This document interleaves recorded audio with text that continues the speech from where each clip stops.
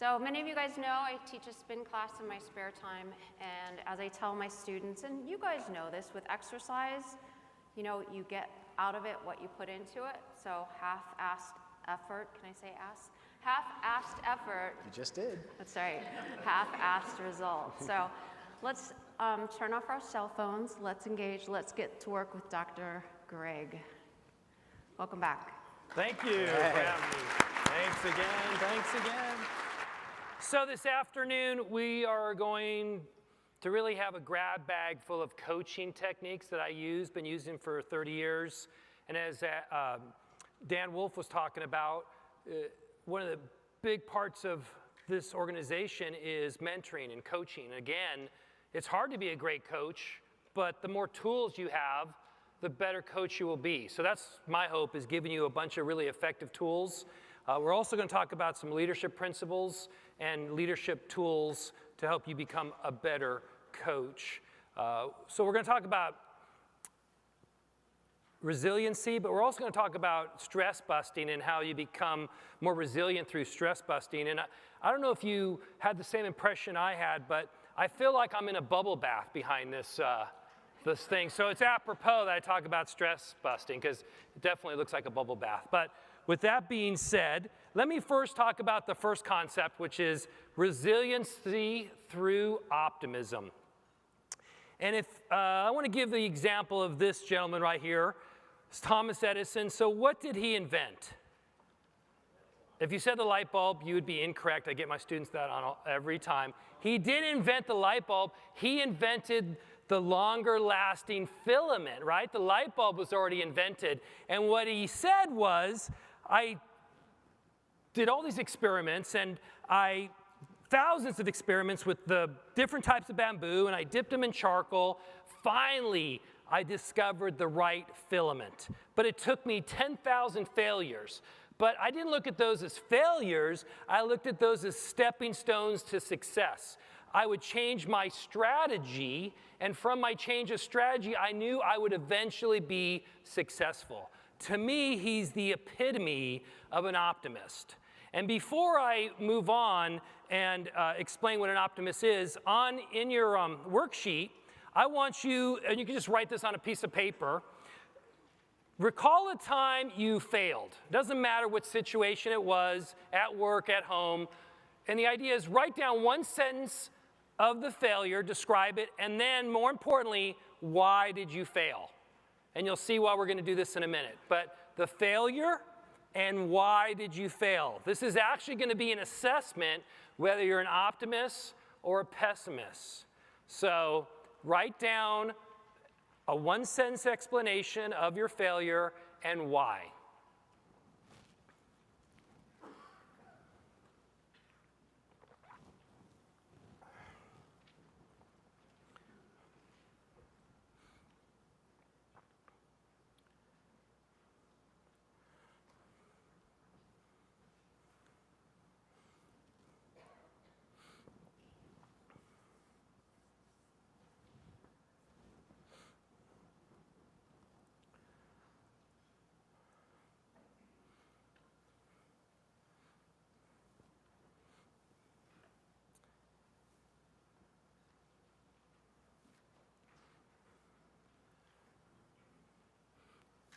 So before we move forward, I have to ask you a few questions in case you're on Jeopardy, all right? So what else did Thomas Edison invent? The phonograph, that's correct. He invented the microphone. Did you guys know that? What else did he invent? Motion pictures, right? He also invented the infrastructure for electricity so we could light. He basically showed how lower Manhattan could be lit up with light bulbs. Amazing person, amazing. And he changed our lives more than I think anyone else. All right, if you're on Final Jeopardy, this is going to be the Final Jeopardy question. What was the first song ever recorded on the phonograph? Mary Had a Little Lamb. Thank you. You know that. And think about it. The reason why I tell you that is he was a father, his daughter was 3 years old, and he sung that to her. I thought that's a really cool story. Shows you he's a real human being, right? Not this icon. But related to that principle, of Edison and his failures, I want to talk about the iceberg profile of success first. And as we all know, the iceberg, most of it, 95% is below the water, only 5%, let's say, is above the water. Well, that relates to successes, right? We don't see the thousands of failures. We only see that one success. For Thomas Edison, we only see that success of the longer-lasting filament, or the phonograph, or the motion picture. We don't see all the tens and hundreds of thousands of failures, but they're there. I tell my class this funny, for me, my wife is hot. It's true. And my friends say to me, how can you get a woman that hot? There's no way you should have a woman who's your wife is that hot. There's no way. And I tell them, yes, but I also tell them this. They have never seen the hundreds of failed dates, okay, thousands of failed dates that I had before I found the one, right? But think about a failed date. It's a rejection. It's painful. Failure is painful, right? How do you overcome that pain and move forward and keep on moving forward? Because failure can hurt.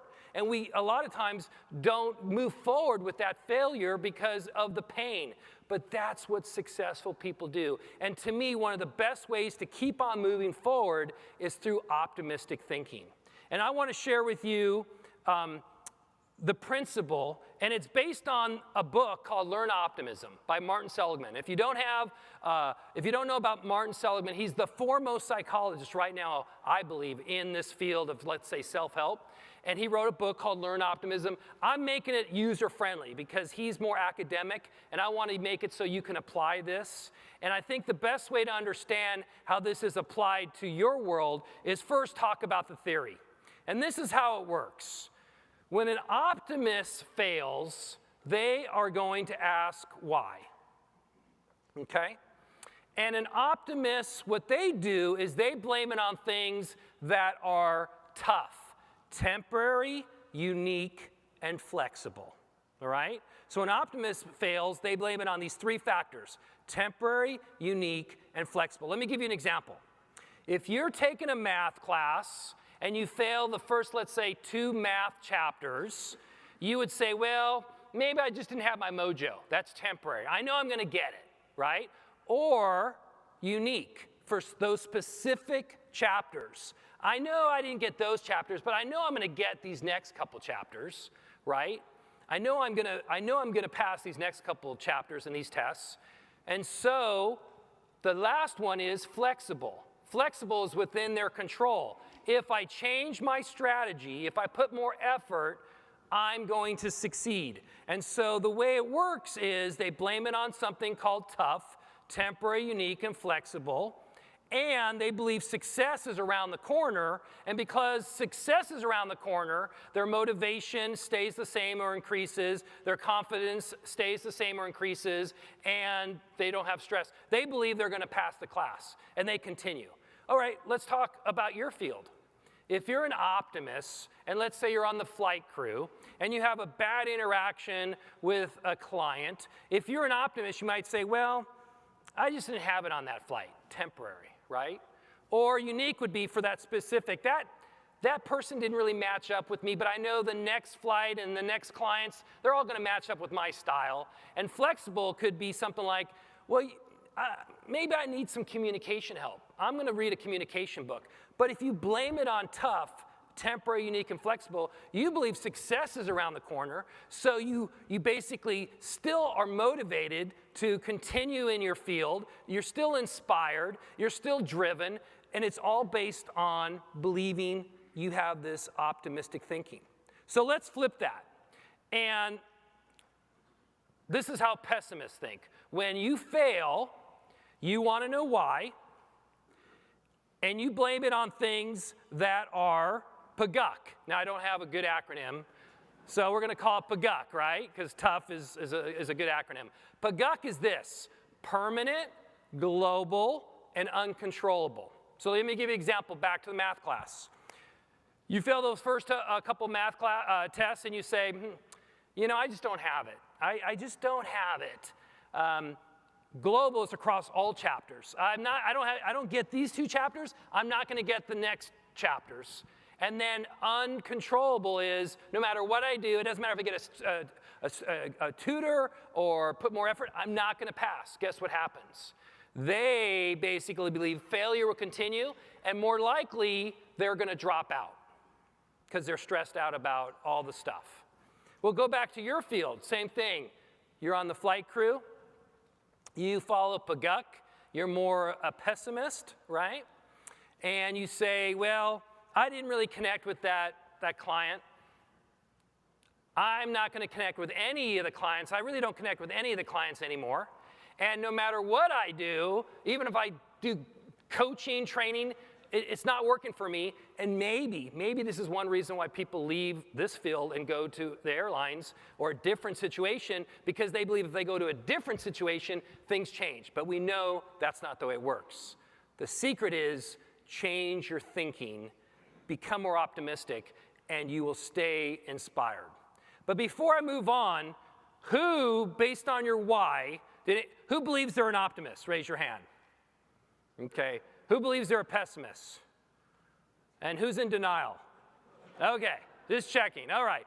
And there's assessments that you could use that evaluate your optimism and pessimism.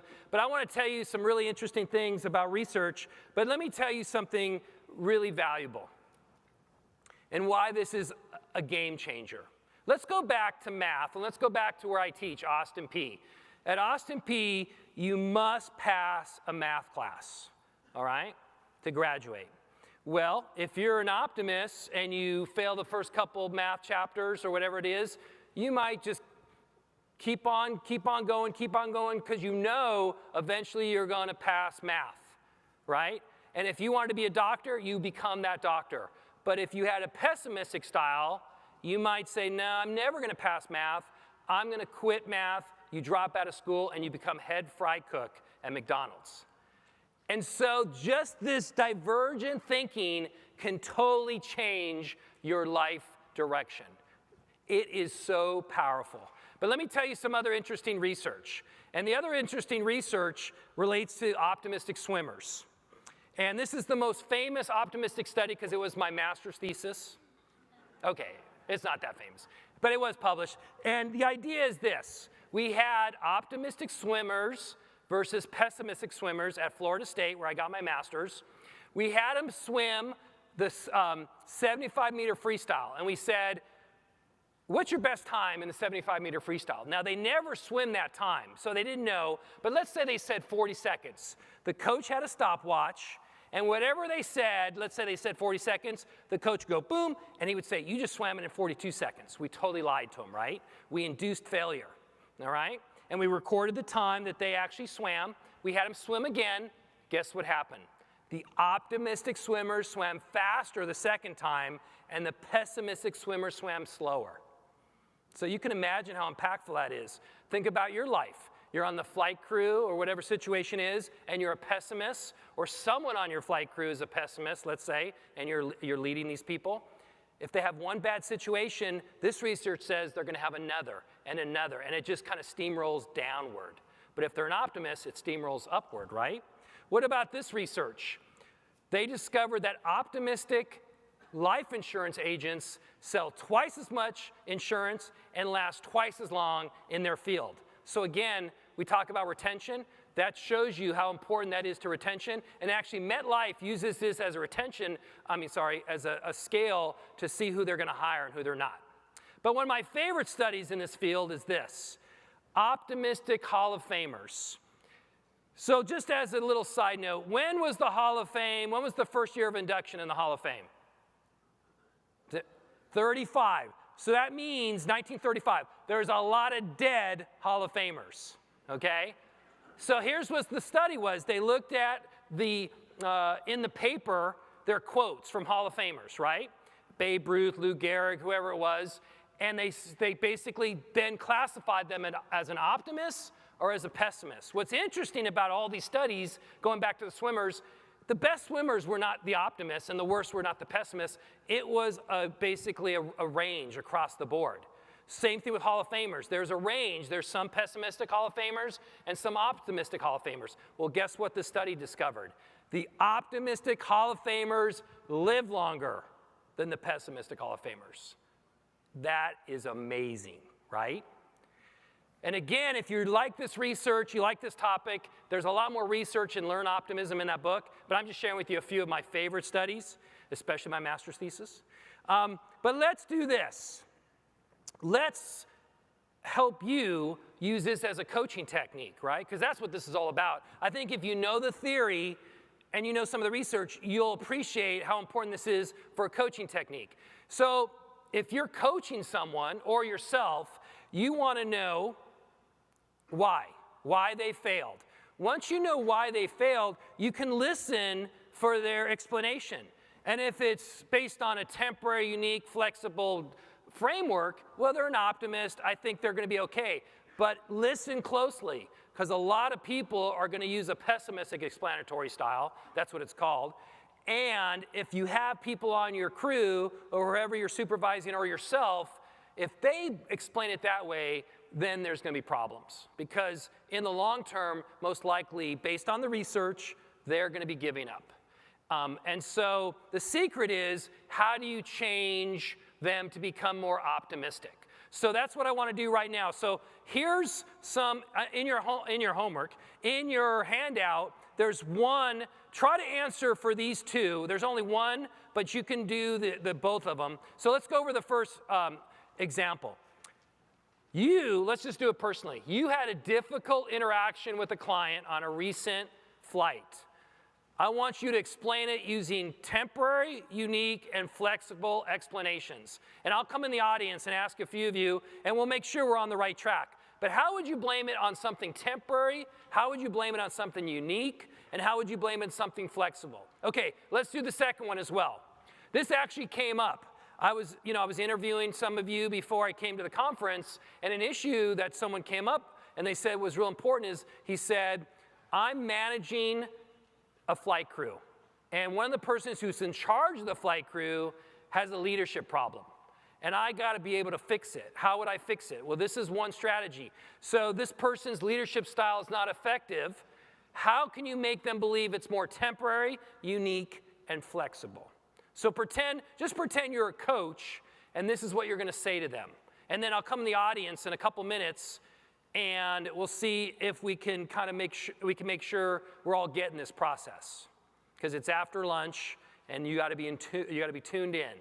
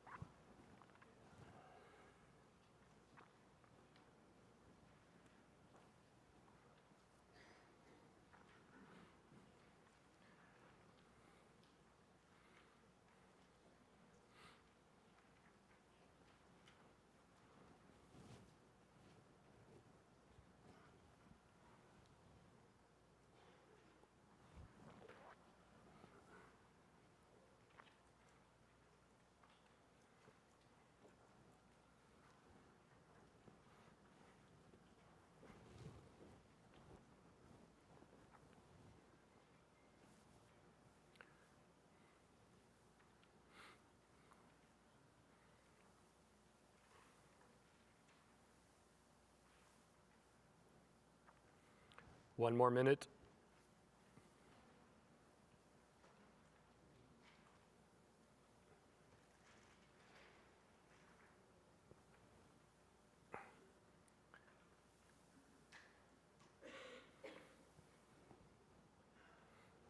Okay, ready? All right. And we're just going to work through some of these examples, and then I think most of us will get it. And hopefully, you'll see that this is a great tool to have as a coaching technique. So can I ask you first? Okay, we'll go through the first one. What's your first name? Rhonda. Rhonda. Okay, Rhonda. So let's say you have a flight. The interaction was difficult. What would you say to yourself or someone to make it temporary? Well, I was thinking if it was dependent on situation like bad weather, it's just temporary. There you go. That would work. Yeah. Okay, so bad weather is temporary. That's a perfect. What about unique? Not sure. Well, unique implies this, that it's only specific for that one situation. So that's the key. Now, some of this overlaps, But if you think about the failure only being specific, that means what? Success is around the corner, right? So what do you think? Should I ask? Josh? Unique situation, could have been, maybe related to the bad weather, turbulence. And some of them overlap. This is a unique situation. Usually the flight is smoother. Exactly. Some of the times the temporary, unique overlap. Temporary means it's changeable in the near future, unique for this specific situation, but sometimes definitely there's some overlap. What about flexible? I'm going to go with Jeff. Okay. So, you could say something like, let's try to address this differently tomorrow, something like that. Exactly, because it's a strategy or it's effort. Sometimes effort will not work, but strategy usually is the most powerful one, right? So that's good. So the idea is that, think about this. Temporary just implies it's not permanent. Unique, specific, and then flexible, totally within your control. So whatever you feel is within your control, then that person believes success is around the corner and they stay inspired, or you stay inspired, right? Who's a manager in here? Who has a manager? Okay, so I'm gonna pick on you. Oh, I'm sorry. But let's do the second one. So you're managing someone's, let's say, style, leadership style or interactive style. What would be something temporary? They just had a terrible interaction with someone else, colleague or a client, doesn't matter, and they're totally dejected, right?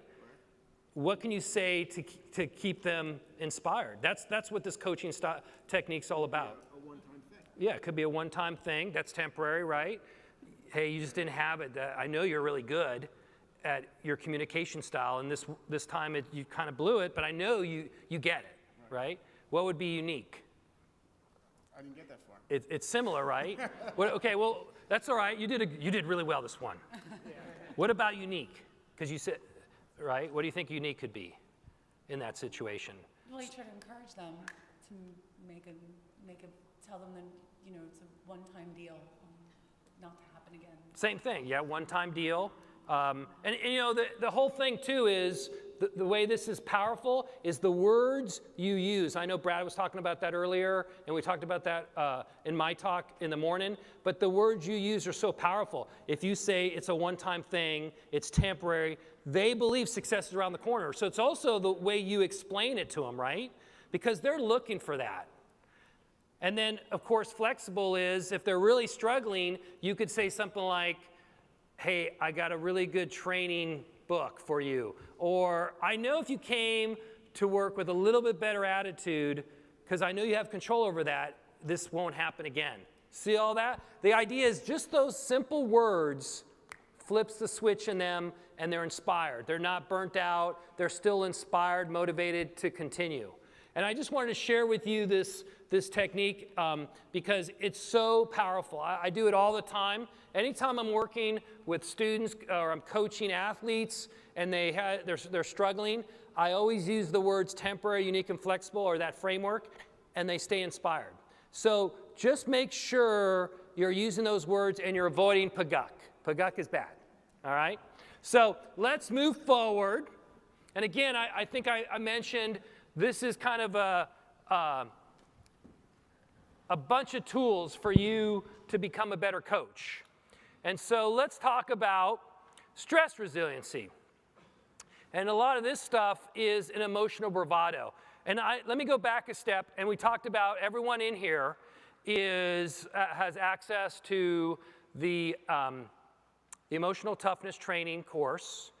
And if you put in the code NBAALC 2018, you can have access to all the videos, articles, and this is an entire section. So I took a few of the chapters from the section.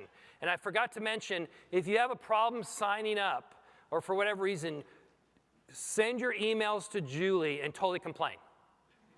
No, she said she would forward them to me and I'll fix it. Because sometimes there's issues, but again, if you do have an issue signing up, she'll just forward them to me and I'll fix it for you.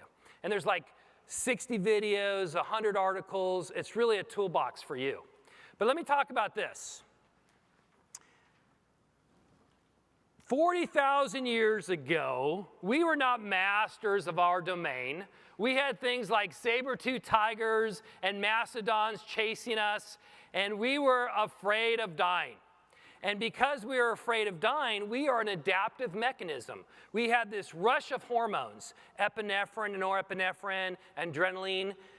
And what that did was it created the fight or flight response, right? We could either fight or run like heck. And most of the time we ran like heck if we had a saber-toothed tiger after us. Otherwise, you'd be dead. Well, that rush of hormones is really an energy source. That's all it is. It is a super energy source. And how you label it, we call it reframing, but how you label it can make it work in your favor, to your advantage, make you focus better, make you more inspired. Or if you label it a different direction and you say, oh, I'm afraid, I don't know what's going on, it can make you choke and it can make you burn out. So it's really all about labeling. And you know, it's anxiety and stress, I'm gonna group them together because most people believe they're really closely related, is all about fear, right? It's all about fear. 40,000 years ago, we were afraid of dying, but when you get performance anxiety, what are you afraid of? Failure, incompetency, looking foolish, right? So what is the number one fear in our culture? Fear of what I'm doing right now. Fear of public speaking, right? What do you think the number two is? It's death. So that means when you go to a funeral, you're more afraid of giving the eulogy than lying in the coffin. Now, if you don't like that joke, you have to blame Jerry Seinfeld because I totally stole it. But how we label situations, it totally affects our emotions. So look at this situation. Roller coaster ride, right? The kid on the right is afraid of you know what. The lady on the left is loving it, right? Same situation, how they label it changes their emotions. Well, the reason why I love this picture is because we have one like this at home, and it's totally me. The kid on the right is totally me. We went to the Orlando parks.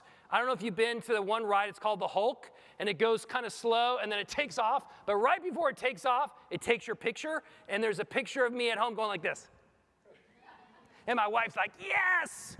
So yes, I love this picture, but really how we label our emotions affects our emotions, right? Here's another example.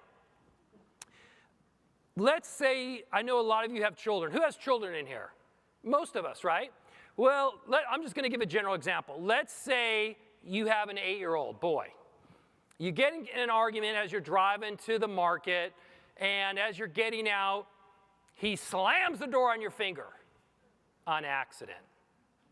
What kind of emotions are you going to feel? You're going to feel a lot of pain, and a little anger, right? Same situation. Slams the door on your finger, but you think this time on purpose. How are you going to feel now, right? You're going to really get upset. Same situation. How you look at it changes your emotions. So the secret to this is you have the power to choose to be resilient. You have the power to choose peace versus chaos. It's all within your control, and that power comes from how we label our situations. I'll give you an example that happened to me. First year professor, 20 years ago. I've been teaching 20 years.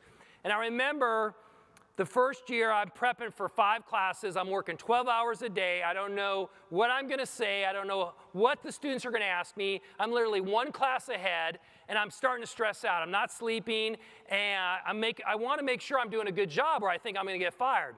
And then halfway through the semester, a student just asked me a simple question, and I yell at him, and I just totally interacted inappropriately. I'm like, I can't do that. There's no way I'm going to live through this if I'm thinking like this. And I flipped the switch in my mind, and I said, you know what? This is going to be the most exciting time of my life. I'm never going to be a first-year teacher. I'm never going to know what the students ask because I know exactly what they ask now. And I just made it exciting. And that emotion, that stress just kind of washed off, and I basically became a much better instructor because I labeled it differently. If you look at the elite athletes, I worked with this guy named Brandt Snedeker. He won the FedEx Cup a couple years ago, so he's $10 million richer. He never lent me any money, but that's a different story. And and what he told me was, this is how he labels the situation. He turns pressure into pleasure. He says, when I miss a green, I look forward to getting up and down. And that means when you chipping it and then making the putt is called getting up and down. He looks forward to that. So he turned pressure into pleasure. Where a lot of people, when they're playing golf, when they miss the green, they think, uh-oh, what if I don't get up and down? What are my friends going to think? What if I make a bogey? They turn the pleasure of the situation into pressure. They flip it around. So the secret is how we label the situation totally impacts us. Now, I'm not going to be so trite and say, just change your situation, just label them exciting. I want to give you a much more powerful technique than that. And it relates to creating a story. And we're going to do this in a minute. But let me tell you what actually happened with a coaching client I had. I was working with a financial advisor at Merrill Lynch, and he had a client named Dr. Boyle. This is true, that's his name, Dr. Boyle. Dr. Boyle was this crotchety old man, and he was draining my client. But my client needed Dr. Boyle for his book, his book of business. And so I said, let's make up a story about Dr. Boyle. Let's say when Dr. Boyle was a young boy, he was on a fishing trip with his buddy Ed, and they're out there in the ocean, and a storm's coming. And Ed said, let's turn the boat around. And Dr. Boyle said, no, don't worry about it. Well, the storm capsized the boat, and Ed drowned. And now Dr. Boyle lives with that torment every day. I said, next time you talk to Dr. Boyle, think about that story before you interact with him. He calls me a few months later, and he said, Dr. Boyle just gave me $500,000 to invest. And I said, why? And he said this. He said, instead of seeing him through contemptful eyes, I started seeing him through compassionate eyes, and we connected. And that's what it's all about. I started seeing him through compassionate eyes. So, on your workout sheet, there's a thing, let's do this as a group as well. Again, it's another powerful tool. Think about some client or colleague that just bothers you, pushes your hot buttons. We all have one, right? Then, I want you to create a story about them, a background story, allows you to see them with a compassionate view. Let me give you one more example. I'm doing a seminar like this, and I interact with everybody, right? And one person said this, I had a leader, a supervisor that did this exact thing on me. And I said, what did they do? And he said, well, I had a secretary, and she just bothered the heck out of me. And my boss said, just think of her like a little sister, like your little sister. And he said, I loved my little sister, and everything she did after that never bothered me. He just changed the story, started seeing through compassionate eyes. So think about that person that bothers you, and it's a creative exercise. Just make up 2 or 3 sentences of a background story so you see them in a more compassionate way. And I'm going to come out there in a minute, and a lot of the fun sometimes is listening to some of your stories that you made up. So go ahead and make up a story.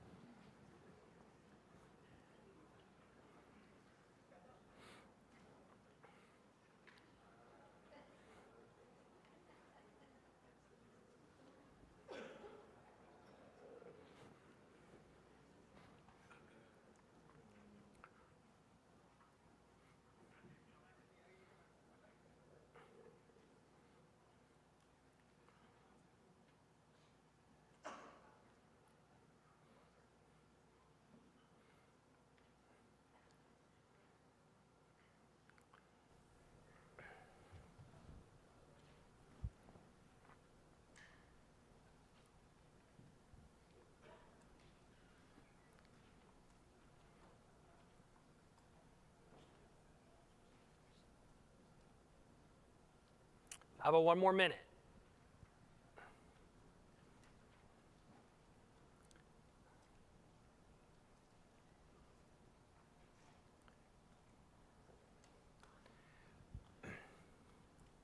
I want to first ask, who already does this? Maybe this, right? I'm going to ask you what you do so it won't put you on the spot there. But a lot of people already do all this stuff intuitively, right?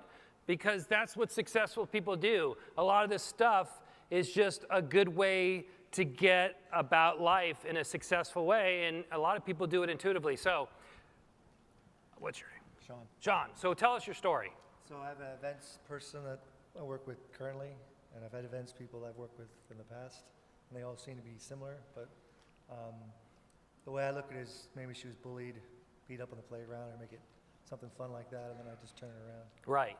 And here's the power of this whole thing, and it's this. You know the client that has a bad attitude that day, or the colleague that comes in with a bad attitude, or your boss has the bad attitude, whatever it is, you know what the truth is?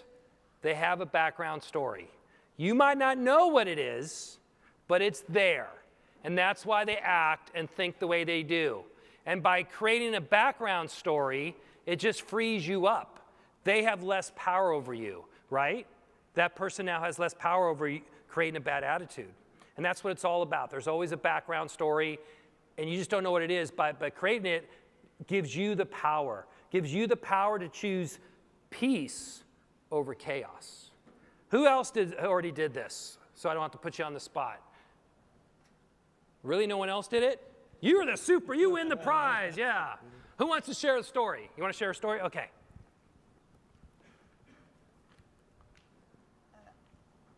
I always make up stories about people because it's easier. So it's, you're like, oh, that person's probably really lonely and they are always by themselves, and so that's why when they're interacting, they're so awkward or whatever. So that's your style, right? Mm-hmm. So tell everybody how it helps you, how it gives you power, helps it free you up. Well, it just makes you, more compassionate for them.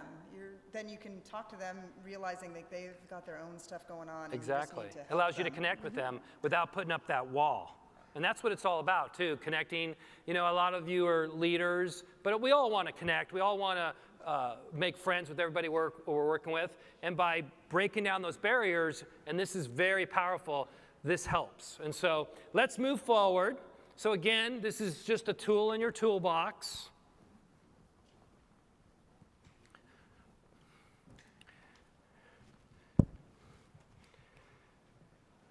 And I want to talk about this guy, Nick Saban. But before I do, let me tell you an interesting story. So I worked at the University of Alabama football team, and they weren't very good. Nick comes in, and he creates a legacy, right? He's won 5 championships there. He's got to be the greatest football coach of all time in terms of success. He also won one at LSU. So here's the secret. What is the secret sauce to his success? Because it's a lot has to do with him being a leader. What's the secret sauce, right? Well, let me tell you what I believe what is a huge contributor to his success and to leadership success. And it relates to this. Nick tells all his players to believe in the purpose. And the purpose is the process.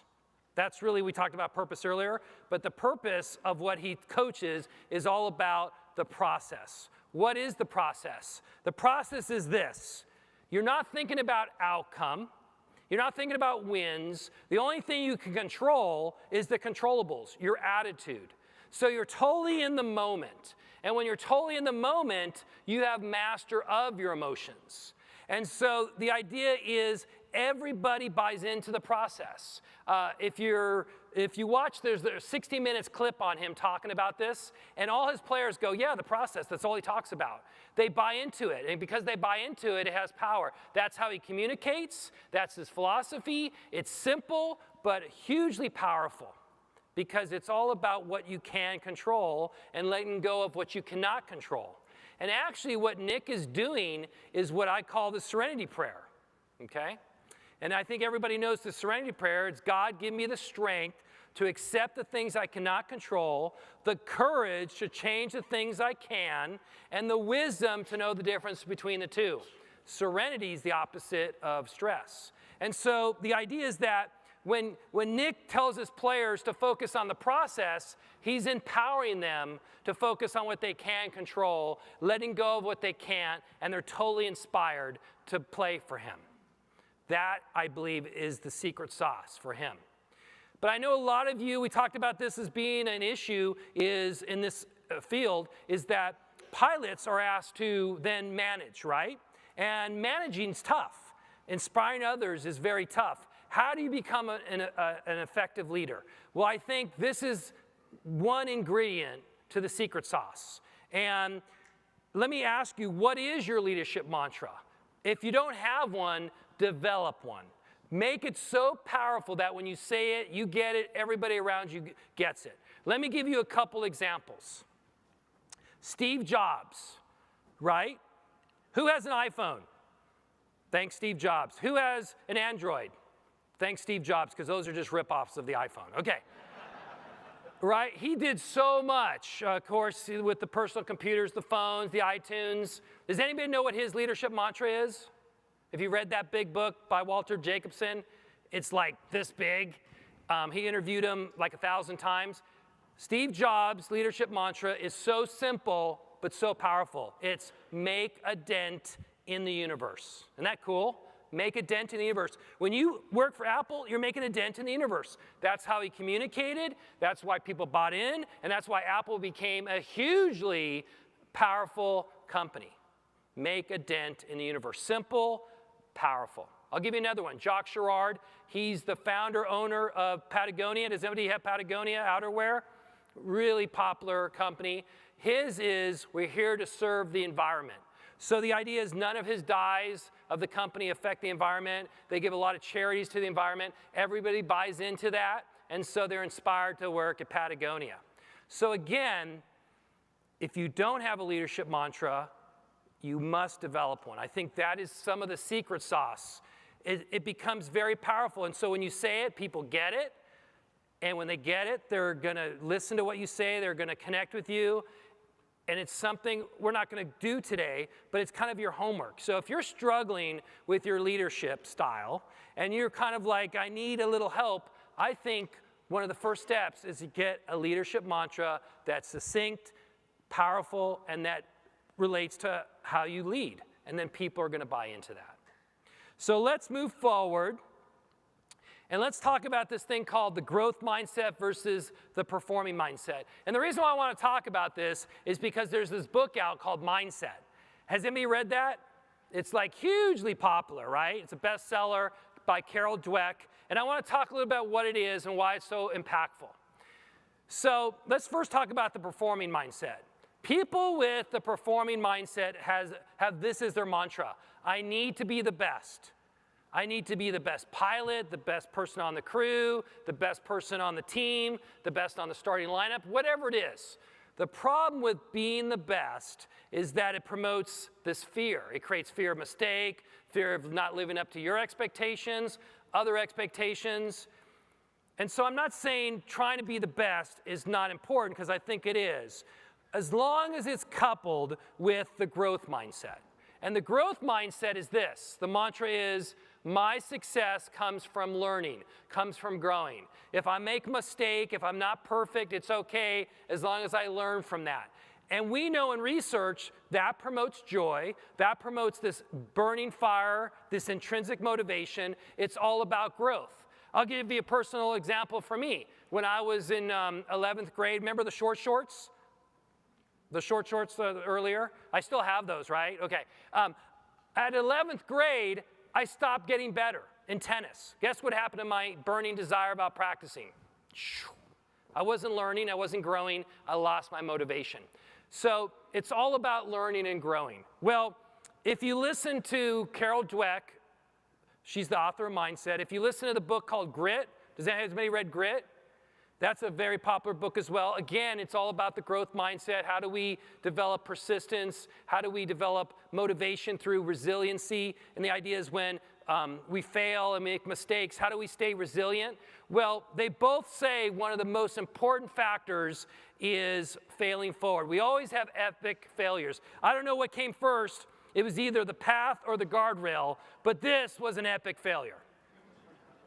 And I'm not going to tell you anything new. There's this famous book called How to Win Friends and Influence People by Dale Carnegie, wrote 80 years ago. He invented people who are hugely successful, and he said one of the key ingredients that they all did was they did this thing called failing forward. You know, failure, everybody thinks should be going backwards. Well, failure, you could go forwards if you see it as a positive, as a way for growth. Well, how do you do that? Well, this is what he said successful people do. At the end of the week, they look at 5 mistakes they made and what they learned from those mistakes. So in your handout, there's this failing forward. It just write down today 1 mistake you made in the last 2 weeks and what you learned from that. And if you don't recall a mistake you made in the 2 weeks, you're in denial.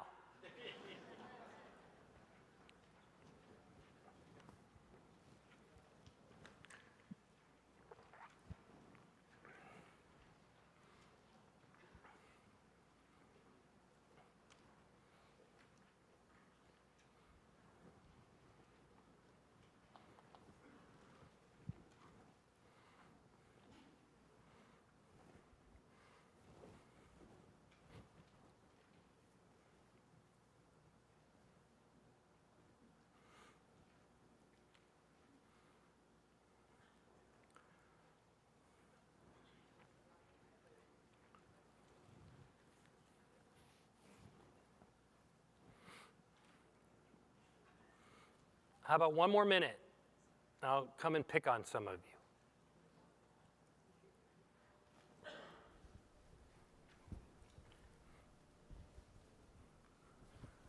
Here I come. How about you, Steve? Sure. Tell us a failure. Don't be shy. It's okay. We all fail. So I delivered a performance review over an email, and I probably should have done it in person. Yes. I would say yes. Was it negative or positive? It was not a positive one. Oh, then definitely yes. So what did you learn from that? Make sure in the future to do that one-on-one. One-on-one, interpersonal, because emails are so not personal. Absolutely. But Steve, I got a real important question. Yep.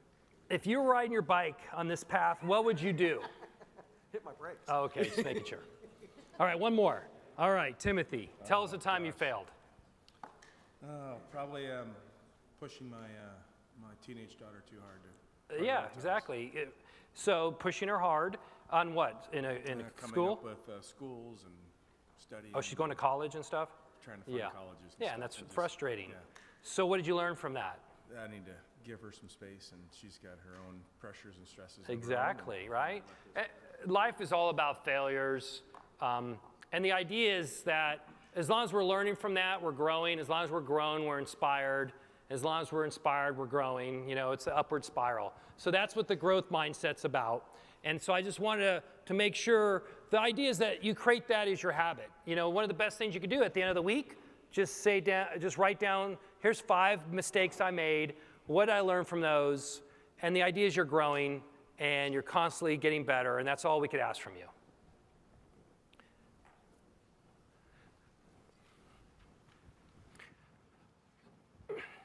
So let me, Dan asked me this question.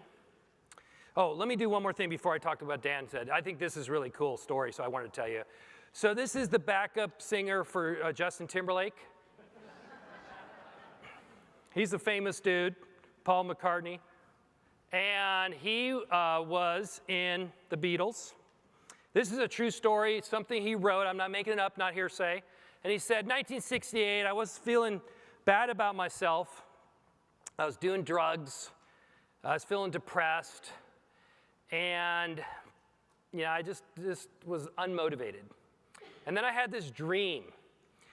And it was about my mother, Mary. She came to me. She had these crystal blue eyes. She had passed 10 years ago before the dream. But in this dream, her face was crystal clear. And all she said to me were these 3 words. And they were, let it be. And he said when he awoke, he went over to the piano and he wrote the famous lyrics, when I find myself in times of trouble, Mother Mary comes to me, speaking words of wisdom, let it be, let it be. He sings it better than I do. Okay. Why I want to tell you that story is, think about Paul McCartney, probably the most successful songwriter of all time, hugely successful, yet he had ups and downs in his life. And the let it be mindset is this, that in our life, some days are just stinkers. Some weeks are just stinkers. You just sometimes have to let it be. Don't overthink, don't stress out, don't try to change everything. Just let it be, because eventually you're going to get out of that downward spiral. If you overthink, if you change everything, that's when sometimes we get into a slump. But if you just let it be and let it go and accept, it becomes less stressful, and eventually you will get on an upward spiral. So I want to move forward. I want to talk about what I call the Sully factor. And it came about with an interview I had with somebody, and this related to what Dan asked me, but let me go into a little more detail. And he kind of asked exactly what Dan said. He said, I'm a pilot, and when I'm a pilot, my intensity level is about a 9. And if you think about a scale, 10 being totally amped, 1 being flat, he said, I'm about a 9.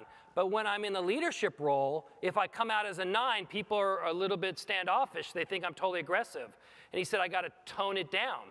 And I thought, ooh, that's really interesting. I want to talk about that today, because I read Sully's autobiography, and I've seen him speak. I don't know him personally. I know he spoke to this group a few years ago, but the interpretation I got from Sully was when he was flying the plane, he was about a 4. Like, he wasn't a 9. He was low key. And that related to something I think is real important. It's called the AIM system. And the AIM system of managing our emotions is this. You have to be aware of the emotions when you're at your best, and we'll just talk about intensity level today. You have to then implement primers, words and actions and images to get you to that point, and you have to manage to get high and low depending on the situation. So in your worksheet, we have this one question, but I want you to answer these questions. And I know some of you aren't pilots, some of you are managers, but I know everyone's a parent.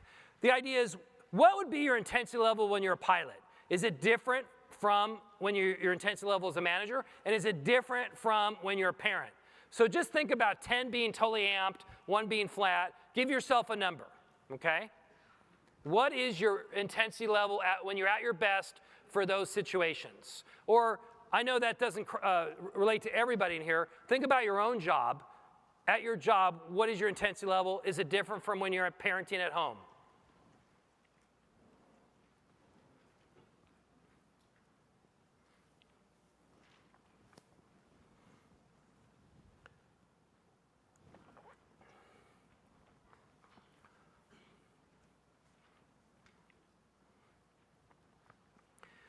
So the secret is, know your own uniqueness, harness that uniqueness, and that's your power. And it starts with awareness. And then the other idea is you must implement. So you must create words, which we talked about last time, but let's just focus on images here. What are some images that can get you pumped up instantly or get you calm instantly? So the idea is for this gentleman I was talking about who was a pilot, he needs to get images that get him calm when he basically starts as a leader and becomes that when he's in the leadership role. Because if he comes out too pumped up, he's, like he said, he's going to think people are going to think he's too aggressive, and he's going to feel like he's standoffish. So what are some images that get you pumped up and get you calm? And that's also how do you manage, because you might need those images when you get home if it's a different intensity level. So again, it's where to be and then manage that. Like for me, I play golf tournaments. I love golf. And I need to feel like I'm a 4 when I'm playing a golf tournament. And to me, I visualize nature and birds, and I get calm. And when I do that, it gets me at the right spot. Again, it's all about knowing yourself, implementing the right images or words or actions, but we're just talking about images, and then managing, going back and forth. So I just wanted to have you do that and use that as a toolbox, because that will help you aim your emotions in the right direction. But let me talk about something real important. I said this at the start of my keynote this morning. A lot of times it's not about mindset. I know we talked about mindset, talked about your thinking. If your thinking does not change your emotions, it's not good thinking. Your thinking must change your emotions. It's all about emotions. It's all about emotional management. It's all about emotional toughness. Sometimes, no matter what we think, we are still going to be stressed out and anxious. And one of those things, like I call it the bad habits of anxiety, it relates to, I think a lot of you can relate to this principle, test anxiety. When you were in school, raise your hand, who had test anxiety so bad they forgot stuff on the test, right? A lot of people have test anxiety. It's not fair, right? But that can become a habit, all right? The same thing with public speaking. You can be totally nervous even though you're totally prepared. It's because it became a habit. Or you go to work, you like your job, but you just feel so nervous before in the morning because the job stress has become a habit. So we can develop bad habits for anxiety. And no matter what we think, it's probably not going to change our anxiety. So what must we do? But let me go back a step. Thinking's important and having the right thoughts are important, but sometimes you got to do something even more, and it's meditate. And I want to talk about this because they use a term now in business that's super prevalent, mindfulness. Who's heard of mindfulness, right? Well, a big component of mindfulness is to meditate. And before I explain what this is, let me tell you why meditation is so important to your lives. And it's this. Meditation is all about learning the relaxation response. And think of myself as a balancing meter, right? If you go to your job and you say, this is relaxation and this is the anxiety response, and you say, just relax, just relax, just relax, anxiety is going to be overwhelming. You can't control it. It's very powerful. But if you practice relaxation and you get good at it, it actually outweighs anxiety. The relaxation response wins out on the anxiety response. We know that for a fact. So what that means is once you get skillful at meditation, which is really the relaxation response, it will win out over anxiety. That's why it's so powerful. We can't do it in this room. In sports psych, when I teach sports psych and I teach happiness, at the start of every class we practice meditation for about 5 minutes. And let me tell you what we do. But I just want to keep it simple for you, and this is what I would recommend. Right now, just think about a word in one syllable that when you're totally like at peace with yourself, that's the word that describes it. So it could be peace, could be calm, could be smooth. Whatever word that is the word that you want to use, right? So let me tell you what you should do. At home, maybe after a nice shower, just close your eyes. Think about relaxing your toes, relaxing your calves, relaxing your thighs. Move all the way up to your head. It takes like 2 minutes. And then as you breathe out, after that 2 minutes, as you breathe out in your mind, just say the word peace. Say the word peace. And do that for like another 3 minutes. That word gets associated with that calm state. And now that word, basically, we call this classical conditioning, becomes hugely powerful. So now that when you're in, let's say, you're in a flight and you're getting stressed out, if you just do your breathing and say your word, you'll instantaneously get calmer. Or you're a leader and one of your flight members are pushing your buttons and you're getting stressed out, you just breathe and say your word, you get calm instantaneously. It's because this is called classical conditioning and it's hugely powerful. And if you practice meditation, it's hugely effective. Who does who meditates already? A few of you, right? Well, it's hugely important. I'm telling you, it's a game changer. It's a life changer. And it's really very impactful. And with that, I just want to end with this thing called the butterfly effect. And the butterfly effect is this. In the 60s, a physicist came out with the principle of the butterfly, and he said, the flapping of the wings of a butterfly could change the weather patterns across the globe. And I know you're thinking right now, that is ridiculous. It is. It sounds ridiculous, right? But then in the 1990s, physicists came out and they said, no, the principle of the butterfly is true, that small changes on one side of the world can have a huge impact on the other side of the world, right? In terms of weather or whatever it might be. Well, that's the same thing with your life. You are the butterfly effect. Small changes in your life, like meditating, focusing on optimistic thinking, knowing your intensity level when you're at your best, having the growth mindset, all those little changes can have a huge impact on your life and can allow you to be the person you always wanted to be, the person you are meant to be. So I really appreciate your time and have a great rest of the conference.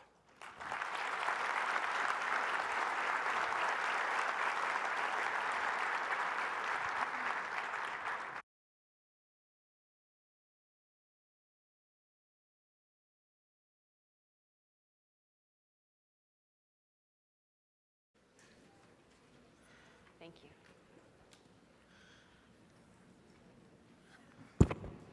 Great. Thank you again, Dr. Gregg. We really appreciate the workshop. So there was a lot of meat, a lot of substance in what Dr. Steinberg just shared with us, and I think it, for some of us, we just scratched the surface in working through some of these exercises. Dr. Steinberg really provided us a huge benefit to the members here. On the flash drive is his entire university, and he gave, so the website's on the flash drive. He gave out the password NBAA 2018 LC, and so when you get home, not only do you have the exercise that we worked on today, but you can reinforce this at home with yourself, with your family, and with your team. So really appreciate what he did for us. I know a lot of the things he said really kind of hit home with me. When I would fly and I'd be gone for 2 weeks and come home and I'd still be in mission mode, right? Everything has to go in a certain place, and it was starting to impact the way that I had my small children to come up and ready for daddy to be home. So it was cool because I would come home and there was a certain park I would pass on the way home. And when I'd pass that park, it was like, now I'm dad. I'd go back into dad mode because I'd watch somebody throwing the ball in the park or riding a bicycle, and it's exactly what he said about reframing.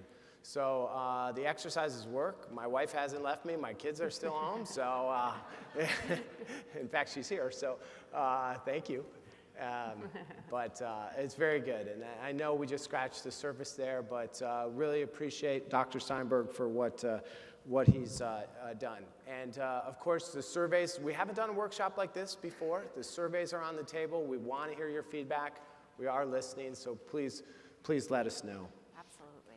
So before we go on our afternoon break, we'd like to thank the folks from Jet Transactions.